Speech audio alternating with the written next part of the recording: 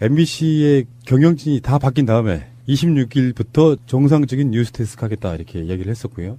26일 날 뉴스데스크가 나갔습니다. 첫 방송이 어떻게 된 건가 사람들이 굉장히 많이 봤죠. 일단 저의 느낌은 처절한 반성? 그래서 처음 방송에서 정말 한 10분 가까이를 MBC 방송으로 시작해요. 그러면서 앞부분에는 일반적인 반성하고 그 다음에 세월호 보도에 대한 그리고 그 다음날도 다른 식의 잘못된 보도를 하겠다라고까지 설명을 해줍니다. 10분 정도를 거의 반성하고 그 다음에 이제 이따가 우리가 이야기해야 될 MBC가 어제 보도한 뉴스들을 한번 이야기해보는 시간도 갖겠습니다.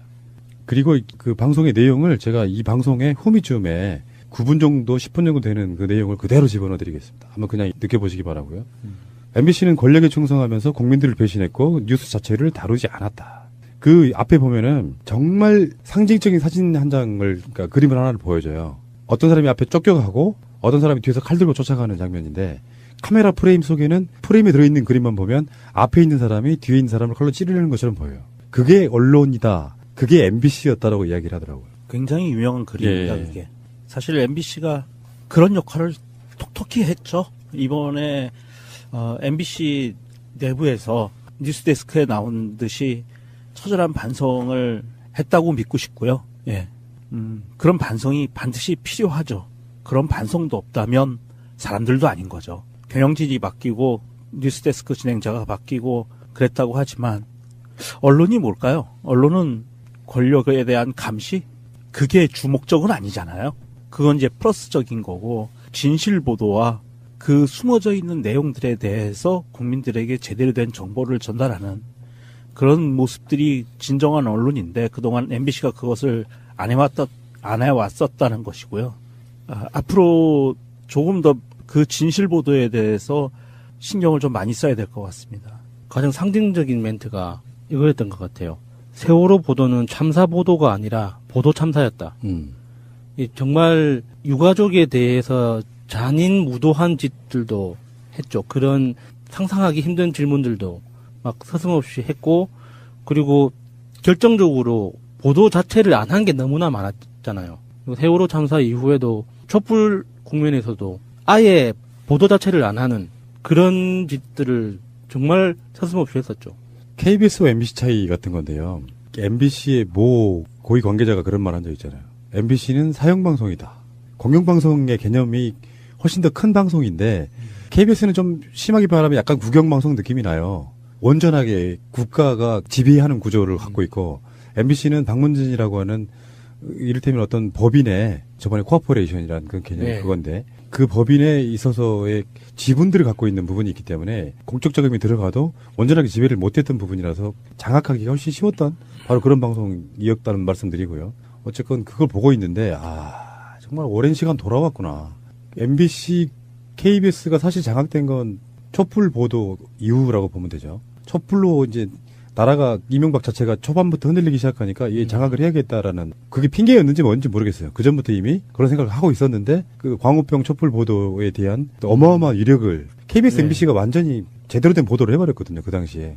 그러면서 장악을 해야겠다라고 느꼈는지 모르지만 거의 9년, 10년 가까운 시간 동안에 얼마나 장악됐는지 그 MBC 스스로가 반성하는데 그 첫날 세월호 보도를 보니까 저 역할을 우리가 했구나 이런 생각도 들었어요.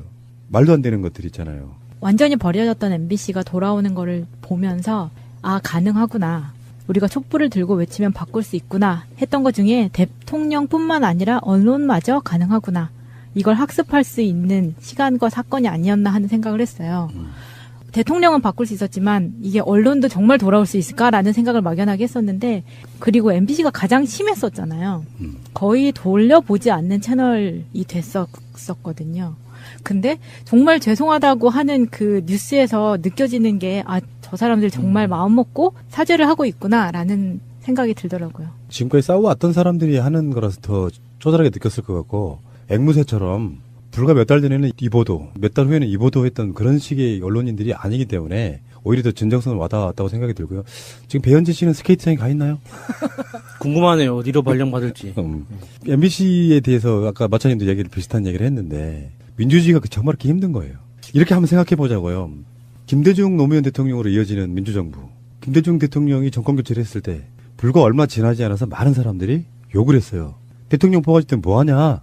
그리고 노무현 대통령이 이어받았어요. 김대중 대통령이 그래도 약간 보수적 느낌이 있는 굉장히 오래된 정치인이어서 그 다음에 노무현 대통령이 정권을 잡으면 싹 쓸어버릴 줄 알았단 말이에요. 근데 그게 함부로 안 돼요. 나름대로 열심히 했어. 그래서 성과도 있어. 근데 임기 한 1, 2년 남겨놓고는 거의 막 배척당하다시피 그 사이에 탄핵도 당했는데 그래서 섣부른 어떤 실망 이런 것들이 정권을 내주게 돼요. 놔버리는 거 있잖아요. 네. 그건 정말 지금 생각도 아이러니고 억울한 지점입니다. 노무현 대통령 정치 잘못한 거 아니에요. 저는 굉장히 좋은 비유로 에스컬레이터 관련된 비유를 들은 적이 있어요. 민주주의나 언론이나 인권이나 우리가 다루는 굉장히 개념적이고 중요한 가치들에 대해서 우리가 보는 태도 자체가 그 내려오는 에스컬레이터를 그 역으로 걸어 올라가는 사람처럼 해야 된다고 하더라고요. 가만히 있으면은 후퇴한다고. 그래서 열심히 걸어 올라가도 제자리인 경우가 많기 때문에 잠시라도 멈추면 후퇴하기 때문에 그렇게 에스컬레이터를 거슬러 올라가는 심정으로 우리가 민주주의도 언론도 인권도 대해야 한다고 하더라고요. 민주주의가 힘들다는 건 정권만 바꿔놓으면 되는 줄 알았다가 10년 지난 뒤에 사실은 요즘 단어로 말하면 언어로 말하면 적폐 세력들의 반기에 의해서 정권을 뺏긴 거예요. 그리고 온갖 조작질들 끝에 정권 연장까지 시켰죠. 박근혜까지. 예. 근데 촛불혁명과 지금 MBC의 사례를 보듯이 똑같이 그런 상황이 오면 어떻게 될까요?를 한번 물어보고 싶은 거예요. 그럴 일은 없어야겠지만 정권은 뺏길 수 있어요. 나중에. 예. 근데 그들도 나라를 이런 식으로 만들어 놓으면 또 똑같이 탄핵당하고 파면당할 수 있다는 걸 인식하게 된다면 훨씬 무서워지는 거죠. 예를 들어서 얼마 후에 어떤 정권이 들어섰어요. 우리 쪽이 아닌. 근데 마치 최순실 같은 인간형이 나타났다고 하면 비선 실세로서의 그게 훨씬 더 줄어들겠죠. 역사적 교훈이 있기 때문에. 마찬가지로 조윤선 같은 사람, 우병우 같은 사람도 실제로는 훨씬 더 줄어들 겁니다. MBC도 마찬가지겠죠. 정권이 바뀌었는데 사장이 바뀌고 그러면서 또 보도를 막 이상하게 하려고 할 때 내부에 있는 사람들이 정말 극렬한 저항으로 막아낼 거라고 생각이 들어요. 그래서 민주주의는 어렵고 하지만 경험해보지 않으면 모르는 것들이에요. 경험을 해봐야 된다 이렇게 말씀드리고 싶어요. 그래서 문재인 대통령의 정권의 개혁에 있어서 이제는 기다릴 줄 알게 된 거예요. 사람들이.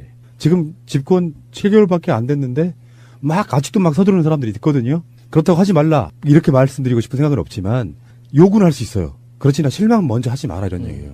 예를 들어서 나 복직시켜달라고 이야기할 수는 있어요. 근데 당장 안 된다고 내놓고 놔버린 형태로 실망하지는 말라는 얘기예요. 자, 그 MBC가 한 보도들 몇 가지 한번 볼게요. 또 기념으로 한번 봐드려야죠. 첫 방송은 뭘 준비했는지. 일단 여론조사를 했더라고요. 지금 현재 사회적 이슈들 중에 굉장히 핵심 이슈들 몇 가지를 물었습니다. 문재인 정부의 적폐청산 수사는 시일이 걸려도 계속해야 되느냐 마느냐, 종교인들에게 세금을 물려야 되느냐 마느냐 이런 건데요. 적폐청산 수사가 계속 돼야 된다고 답한 비율을 좀 말씀해 주세요. 시일이 걸려도 계속해서 적폐청산을 해야 한다는 응답이 59.7%, 조속히 마무리해야 한다는 의견이 36%였습니다. 그중에 본인의 정치 성향이 보수에 가깝다고 생각하는 사람 36.7%라고 말했고요.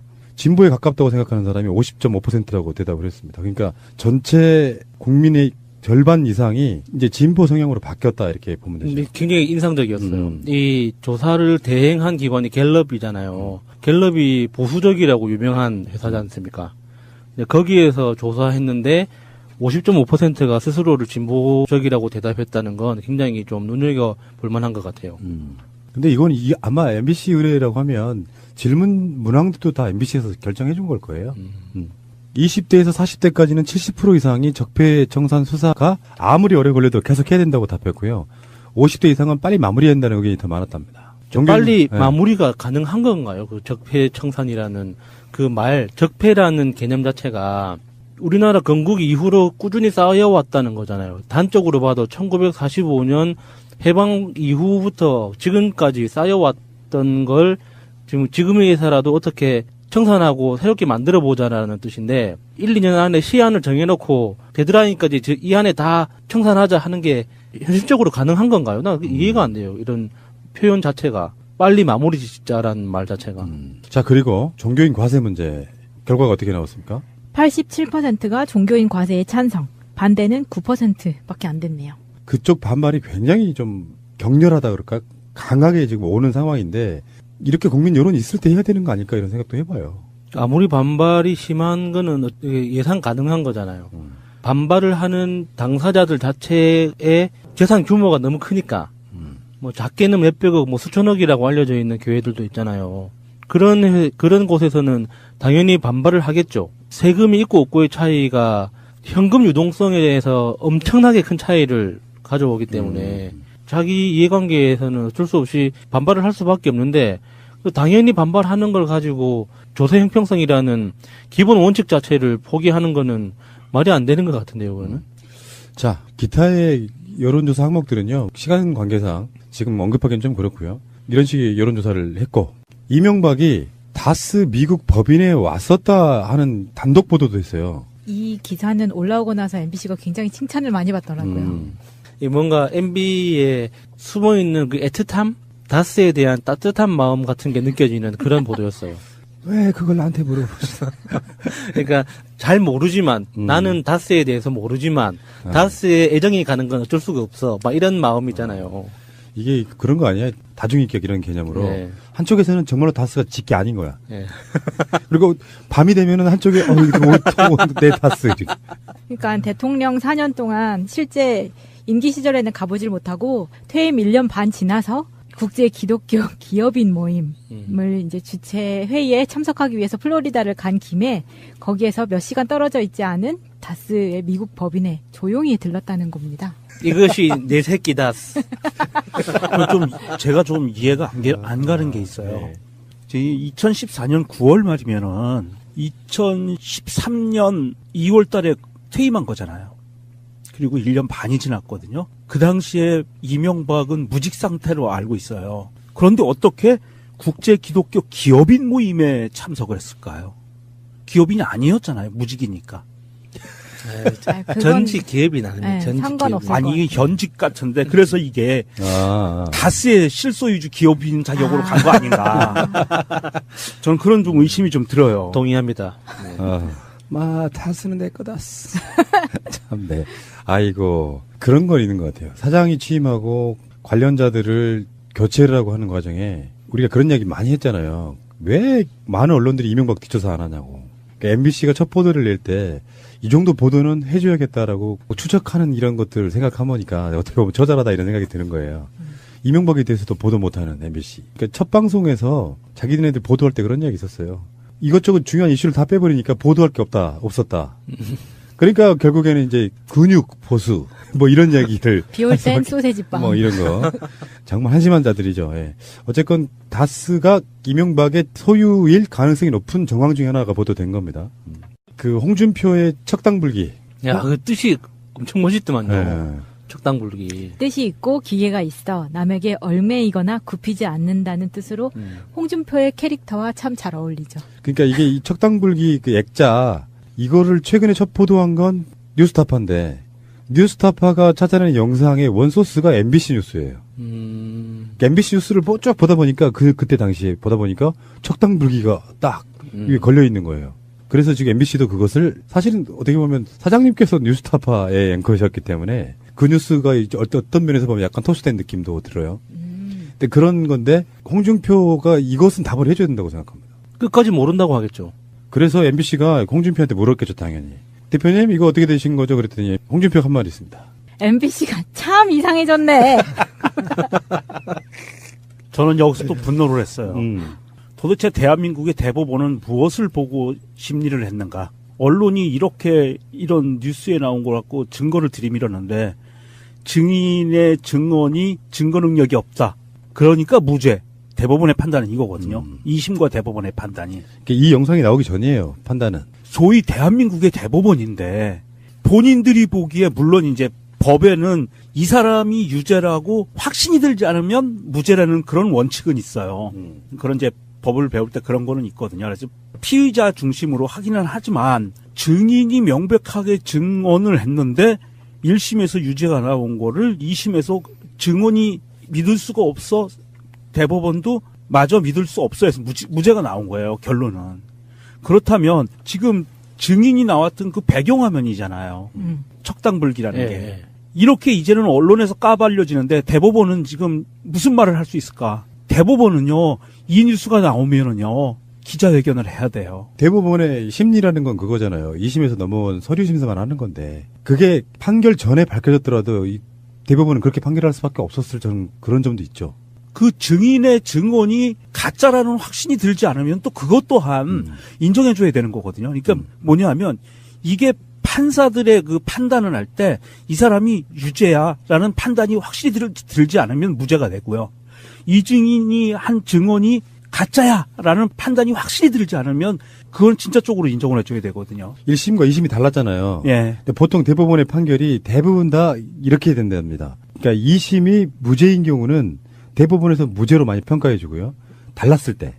2심이 유죄인 경우는 대법원이 유죄로 해주는 경우가 훨씬 많대요. 그래서 보통 이제 이런 경우죠. 1심과 2심에 있어서 달랐다고 하는 건 정확한 분석은 저는 이상 없다고 생각해요.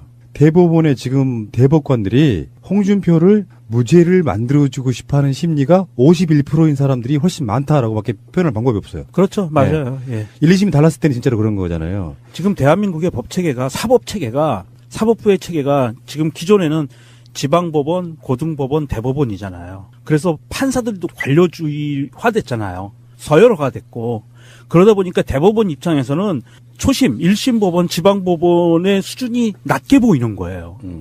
그러니까 이 고등법원은 그래도 경력 많이 쌓은 애들이야. 내 바로 밑에 있는 애들이야. 그래서 얘네들을 인정을 해주는 경향이 많거든요.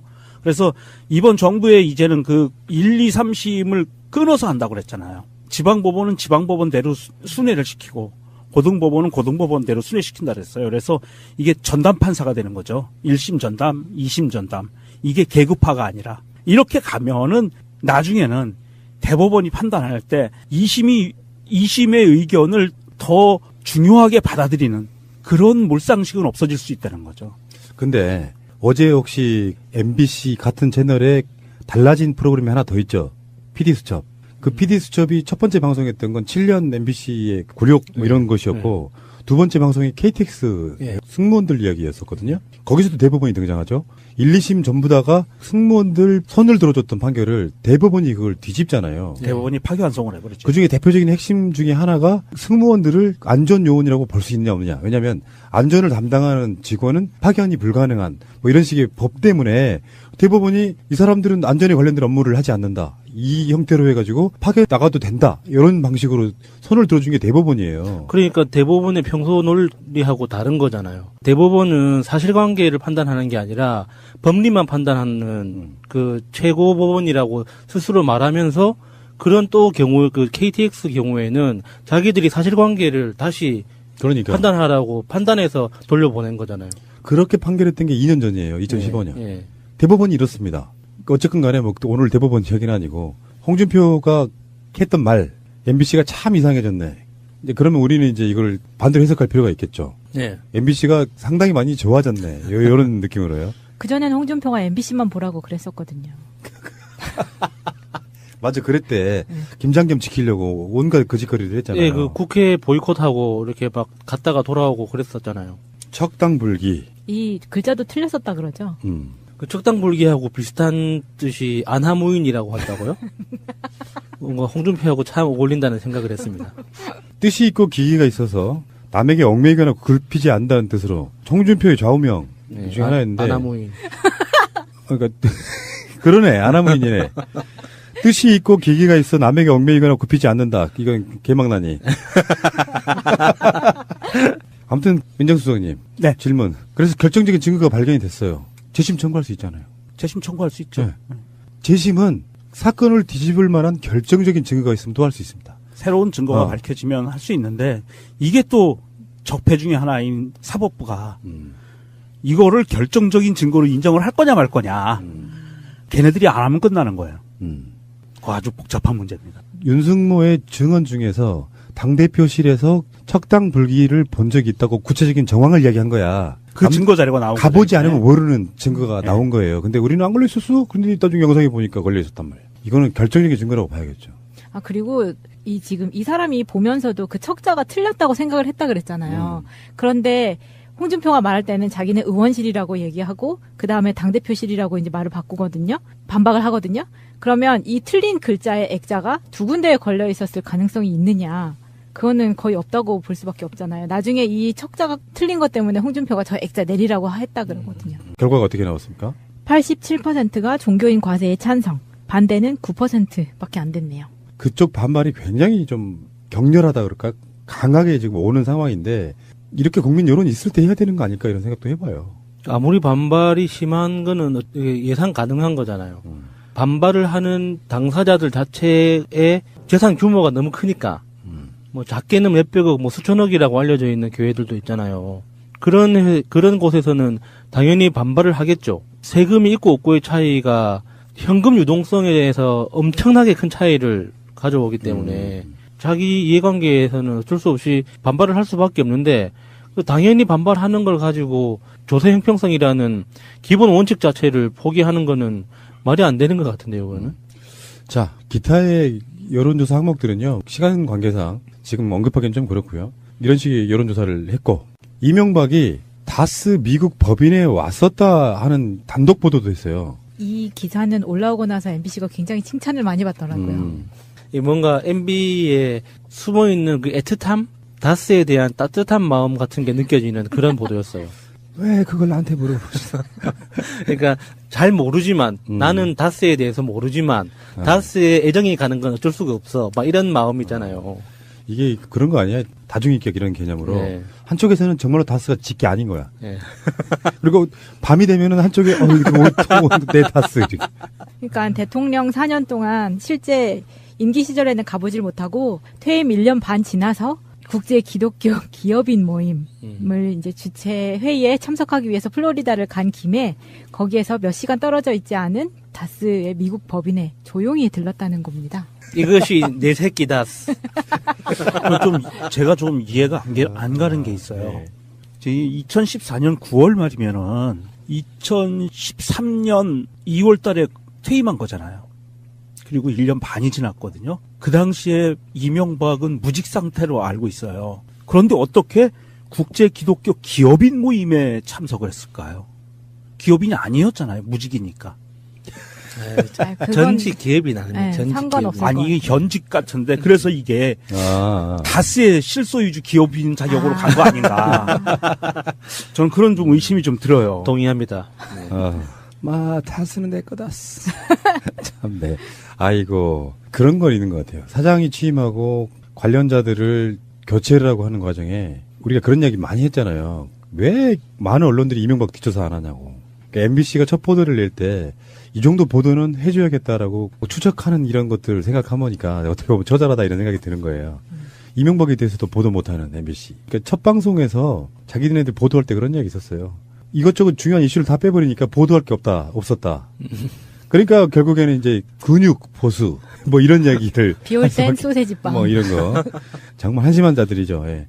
정권 연장까지 시켰죠, 박근혜까지. 예. 근데 촛불 혁명과 지금 MBC의 사례를 보듯이 똑같이 그런 상황이 오면 어떻게 될까요?를 한번 물어보고 싶은 거예요. 그럴 일은 없어야겠지만 정권은 뺏길 수 있어요, 나중에. 예. 근데 그들도 나라를 이런 식으로 만들어 놓으면 또 똑같이 탄핵당하고 파면당할 수 있다는 거를 인식하게 된다면 훨씬 무서워지는 거죠. 예를 들어서 얼마 후에 어떤 정권이 들어섰어요. 우리 쪽이 아닌. 근데 마치 최순실 같은 인간형이 나타났다고 하면 비선 실세로서의 그게 훨씬 더 줄어들겠죠. 역사적 교훈이 있기 때문에. 마찬가지로 조윤선 같은 사람, 우병우 같은 사람도 실제로는 훨씬 더 줄어들 겁니다. MBC도 마찬가지겠죠. 정권이 바뀌었는데 사장이 바뀌고 그러면서 또 보도를 막 이상하게 하려고 할 때 내부에 있는 사람들이 정말 극렬한 저항으로 막아낼 거라고 생각이 들어요. 그래서 민주주의는 어렵고 하지만 경험해보지 않으면 모르는 것들이에요. 경험을 해봐야 된다 이렇게 말씀드리고 싶어요. 그래서 문재인 대통령의 정권의 개혁에 있어서 이제는 기다릴 줄 알게 된 거예요, 사람들이. 지금 집권 7개월밖에 안 됐는데 아직도 막 서두르는 사람들이 있거든요. 그렇다고 하지 말라 이렇게 말씀드리고 싶은 생각은 없지만 요구는 할 수 있어요. 그렇지 나 실망 먼저 하지 마라 이런 얘기예요. 예를 들어서 나 복직시켜달라고 이야기를 할 수는 있어요. 근데 당장 안 된다고 내놓고 놔버린 형태로 실망하지는 말라는 얘기예요. 자, 그 MBC가 한 보도들 몇 가지 한번 볼게요. 또 기념으로 한번 봐드려야죠. 첫 방송은 뭘 준비했는지. 일단 여론조사를 했더라고요. 지금 현재 사회적 이슈들 중에 굉장히 핵심 이슈들 몇 가지를 물었습니다. 문재인 정부의 적폐청산 수사는 시일이 걸려도 계속해야 되느냐 마느냐, 종교인들에게 세금을 물려야 되느냐 마느냐 이런 건데요. 적폐청산 수사가 계속 돼야 된다고 답한 비율을 좀 말씀해 주세요. 시일이 걸려도 계속해서 적폐청산을 해야 한다는 응답이 59.7%, 조속히 마무리해야 한다는 의견이 36%였습니다. 그중에 본인의 정치 성향이 보수에 가깝다고 생각하는 사람 36.7%라고 말했고요. 진보에 가깝다고 생각하는 사람이 50.5%라고 대답을 했습니다. 그러니까 전체 국민의 절반 이상이 이제 진보 성향으로 바뀌었다 이렇게 보면 되죠. 굉장히 인상적이었어요. 이 조사를 대행한 기관이 갤럽이잖아요. 갤럽이 보수적이라고 유명한 회사지 않습니까? 거기에서 조사했는데 50.5%가 스스로를 진보적이라고 대답했다는 건 굉장히 좀 눈여겨볼 만한 것 같아요. 근데 이건 아마 MBC 의뢰라고 하면 질문 문항도 다 MBC에서 결정해 준 걸 거예요. 20대에서 40대까지는 70% 이상이 적폐청산 수사가 아무리 오래 걸려도 계속 해야 된다고 답했고요. 50대 이상은 빨리 마무리해야 된다는 의견이 더 많았답니다. 빨리 마무리가 가능한 건가요? 그 적폐청산이라는 그 말, 적폐라는 개념 자체가 우리나라 건국 이후로 꾸준히 쌓여왔다는 거잖아요. 단적으로 봐도 1945년 해방 이후부터 지금까지 쌓여왔던 걸 지금에서라도 어떻게 청산하고 새롭게 만들어보자라는 뜻인데 1, 2년 안에 시한을 정해놓고 데드라인까지 이 안에 다 청산하자 하는 게 현실적으로 가능한 건가요? 나 이해가 안 돼요. 이런 표현 자체가. 빨리 마무리 짓자라는 말 자체가. 자, 그리고 종교인 과세 문제. 어쨌건 다스가 이명박의 소유일 가능성이 높은 정황 중에 하나가 보도된 겁니다. 그 홍준표의 척당불기. 야, 그 뜻이 엄청 멋있더만요. 네. 척당불기. 뜻이 있고 기계가 있어 남에게 얽매이거나 굽히지 않는다는 뜻으로 홍준표의 캐릭터와 참 잘 어울리죠. 그러니까 이게 이 척당불기 그 액자 이거를 최근에 첫 보도한 건 뉴스타파인데 뉴스타파가 찾아낸 영상의 원소스가 MBC 뉴스예요. 그러니까 MBC 뉴스를 쭉 보다 보니까 그때 당시에 보다 보니까 척당불기가 딱 위에 걸려 있는 거예요. 그래서 지금 MBC도 그것을 사실은 어떻게 보면 사장님께서 뉴스타파의 앵커셨기 때문에 그 뉴스가 이제 어떤 면에서 보면 약간 토스된 느낌도 들어요. 근데 그런 건데 홍준표가 이것은 답을 해줘야 된다고 생각합니다. 끝까지 모른다고 하겠죠. 그래서 MBC가 홍준표한테 물었겠죠, 당연히. 대표님 이거 어떻게 되신 거죠? 그랬더니 홍준표가 한 말이 있습니다. MBC가 참 이상해졌네. 저는 여기서 또 분노를 했어요. 도대체 대한민국의 대법원은 무엇을 보고 심리를 했는가? 언론이 이렇게 이런 뉴스에 나온 걸 갖고 증거를 들이밀었는데 증인의 증언이 증거 능력이 없다. 그러니까 무죄. 대법원의 판단은 이거거든요. 2심과 대법원의 판단이. 이 영상이 나오기 전이에요, 판단은. 소위 대한민국의 대법원인데 본인들이 보기에 물론 이제 법에는 이 사람이 유죄라고 확신이 들지 않으면 무죄라는 그런 원칙은 있어요. 그런 이제 법을 배울 때 그런 거는 있거든요. 그래서 피의자 중심으로 하기는 하지만 증인이 명백하게 증언을 했는데 1심에서 유죄가 나온 거를 2심에서 증언이 믿을 수가 없어 대법원도 마저 믿을 수 없어 해서 무죄가 나온 거예요. 결론은. 그렇다면 지금 증인이 나왔던 그 배경화면이잖아요. 척당불기라는 게. 이렇게 이제는 언론에서 까발려지는데 대법원은 지금 무슨 말을 할 수 있을까? 대법원은요, 이 뉴스가 나오면은요, 기자회견을 해야 돼요. 대법원의 심리라는 건 그거잖아요. 2심에서 넘어온 서류 심사만 하는 건데 그게 판결 전에 밝혀졌더라도 이 대법원은 그렇게 판결할 수밖에 없었을 저는 그런 점도 있죠. 그 증인의 증언이 가짜라는 확신이 들지 않으면 또 그것 또한 인정해줘야 되는 거거든요. 그러니까 뭐냐면 이게 판사들의 그 판단을 할 때 이 사람이 유죄야라는 판단이 확실히 들지 않으면 무죄가 되고요. 이 증인이 한 증언이 가짜야라는 판단이 확실히 들지 않으면 그건 진짜 쪽으로 인정을 해줘야 되거든요. 1심과 2심이 달랐잖아요. 예. 근데 보통 대법원의 판결이 대부분 다 이렇게 된답니다. 그러니까 2심이 무죄인 경우는 대법원에서 무죄로 많이 평가해 주고요. 달랐을 때. 2심이 유죄인 경우는 대법원이 유죄로 해주는 경우가 훨씬 많대요. 그래서 보통 이제 이런 경우죠. 1심과 2심에 있어서 달랐다고 하는 건 정확한 분석은 저는 이상 없다고 생각해요. 대법원의 지금 대법관들이 홍준표를 무죄를 만들어주고 싶어하는 심리가 51%인 사람들이 훨씬 많다라고밖에 표현할 방법이 없어요. 그렇죠. 맞아요. 예. 1, 2심이 달라. MBC의 경영진이 다 바뀐 다음에 26일부터 정상적인 뉴스 데스크 하겠다 이렇게 얘기를 했었고요. 26일 날 뉴스 데스크가 나갔습니다. 첫 방송이 어떻게 된 건가 사람들이 굉장히 많이 봤죠. 일단 저의 느낌은 처절한 반성? 그래서 처음 방송에서 정말 한 10분 가까이를 MBC 방송으로 시작해요. 그러면서 앞부분에는 일반적인 반성하고 그 다음에 세월호 보도에 대한 그리고 그 다음 날도 다른 식의 잘못된 보도를 하겠다라고까지 설명을 해줍니다. 10분 정도를 거의 방송하고 그 다음에 이제 이따가 우리가 이야기해야 될 MBC가 어제 보던 뉴스들을 한번 이야기해보는 시간도 갖겠습니다. 그리고 그 방송의 내용을 제가 이 방송의 후미쯤에 9분 정도, 10분 정도 되는 그 내용을 그대로 집어넣어드리겠습니다. 한번 그냥 느껴보시기 바라고요. MBC는 권력에 충성하면서 국민들을 배신했고 뉴스 자체를 다루지 않았다. 그 앞에 보면은 정말 상징적인 사진 한 장을, 그러니까 그림을 하나를 보여줘요. 어떤 사람이 앞에 쫓겨가고 어떤 사람이 뒤에서 칼 들고 쫓아가는 장면인데 카메라 프레임 속에는 프레임에 들어있는 그림만 보면 앞에 있는 사람이 뒤에 있는 사람을 칼로 찌르는 것처럼 보여요. 그게 언론이다. 그게 MBC였다라고 이야기를 하더라고요. 굉장히 유명한 그림입니다. 예. 그게 사실 MBC가 그런 역할을 톡톡히 했죠. 이번에 MBC 내부에서 뉴스데스크에 나온 듯이 처절한 반성을 했다고 믿고 싶고요. 예. 그런 반성이 반드시 필요하죠. 그런 반성도 없다면 사람들도 아닌 거죠. 경영진이 바뀌고 뉴스데스크 진행자가 바뀌고 그랬다고 하지만 언론이 뭘까요? 언론은 권력에 대한 감시? 그게 주목적은 아니잖아요.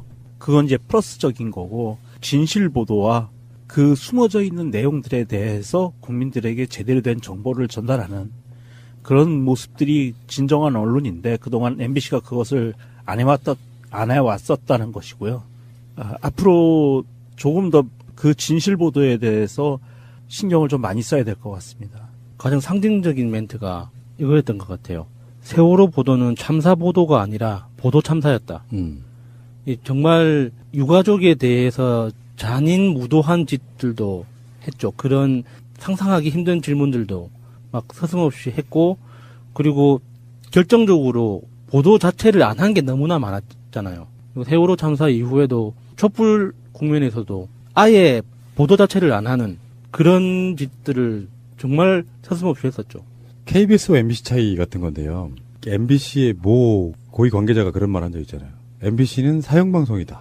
공영방송의 개념이 훨씬 더 큰 방송인데 KBS는 좀 심하게 말하면 약간 국영방송 느낌이 나요. 온전하게 국가가 지배하는 구조를 갖고 있고 MBC는 방문진이라고 하는 이를테면 어떤 법인의 저번에 코어포레이션이라는 그 개념이 네. 그건데 그 법인에 있어서의 지분들을 갖고 있는 부분이 있기 때문에 공적 자금이 들어가도 온전하게 지배를 못했던 부분이라서 장악하기가 훨씬 쉬웠던 바로 그런 방송이었다는 말씀드리고요. 어쨌건 그걸 보고 있는데 정말 오랜 시간 돌아왔구나. MBC, KBS가 사실 장악된 건 촛불 보도 이후라고 보면 되죠. 촛불로 이제 나라가 이명박 자체가 초반부터 흔들리기 시작하니까 이게 장악을 해야겠다라는 그게 핑계였는지 뭔지 모르겠어요. 그 전부터 이미 그런 생각을 하고 있었는데 그 광우병 촛불 보도에 대한 어마어마한 위력을 KBS, MBC가 완전히 제대로 된 보도를 해버렸거든요. 그 당시에. 그러면서 장악을 해야겠다라고 느꼈는지 모르지만 거의 9년, 10년 가까운 시간 동안에 얼마나 장악됐는지 그 MBC 스스로가 반성하는데 그 첫날 세월호 보도를 보니까 저 역할을 우리가 했구나 이런 생각도 들었어요. 말도 안 되는 것들 있잖아요. 완전히 버려졌던 MBC가 돌아오는 거를 보면서 가능하구나. 우리가 촛불을 들고 외치면 바꿀 수 있구나 했던 것 중에 대통령뿐만 아니라 언론마저 가능하구나. 이걸 학습할 수 있는 시간과 사건이 아니었나 하는 생각을 했어요. 대통령은 바꿀 수 있었지만 이게 언론도 정말 돌아올 수 있을까라는 생각을 막연하게 했었는데 그리고 MBC가 가장 심했었잖아요. 거의 돌려보지 않는 채널이 됐었거든요.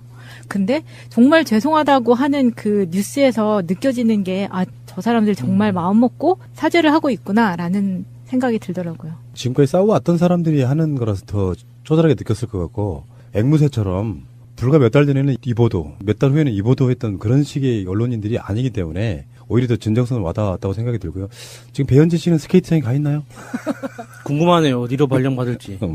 MBC에 대해서 아까 마차님도 비슷한 얘기를 했는데 민주주의가 정말 그렇게 힘든 거예요. 이렇게 한번 생각해 보자고요. 김대중 노무현 대통령으로 이어지는 민주정부. 김대중 대통령이 정권 교체를 했을 때 불과 얼마 지나지 않아서 많은 사람들이 욕을 했어요. 대통령 뽑아줄 땐 뭐하냐. 그리고 노무현 대통령이 이어받았어요. 김대중 대통령이 그래도 약간 보수적 느낌이 있는 굉장히 오래된 정치인이어서 그 다음에 노무현 대통령이 정권을 잡으면 싹 쓸어버릴 줄 알았단 말이에요. 근데 그게 함부로 안 돼요. 다른 데로 열심히 했어. 그래서 성과도 있어. 근데 임기 한 1, 2년 남겨놓고는 거의 막 배척당하다시피 그 사이에 탄핵도 당했는데 그래서 섣부른 어떤 실망 이런 것들이 정권을 내주게 돼요. 놔버리는 거 있잖아요. 네. 그건 정말 지금 생각해도 아이러니고 억울한 지점입니다. 노무현 대통령 정치 잘못한 거 아니에요. 저는 굉장히 좋은 비유로 에스컬레이터 관련된 비유를 들은 적이 있어요. 민주주의나 언론이나 인권이나 우리가 다루는 굉장히 개념적이고 중요한 가치들에 대해서 우리가 보는 태도 자체가 그 내려오는 에스컬레이터를 그 역으로 걸어 올라가는 사람처럼 해야 된다고 하더라고요. 가만히 있으면은 후퇴한다고. 그래서 열심히 걸어 올라가도 제자리인 경우가 많기 때문에 잠시라도 멈추면 후퇴하기 때문에 그렇게 에스컬레이터를 거슬러 올라가는 심정으로 우리가 민주주의도 언론도 인권도 대해야 한다고 하더라고요. 민주주의가 힘들다는 건 정권만 바꿔놓으면 되는 줄 알았다가 10년 지난 뒤에 사실은 요즘 단어로 말하면 언어로 말하면 적폐 세력들의 반기에 의해서 정권을 뺏긴 거예요. 그리고 온갖 조작질들 끝에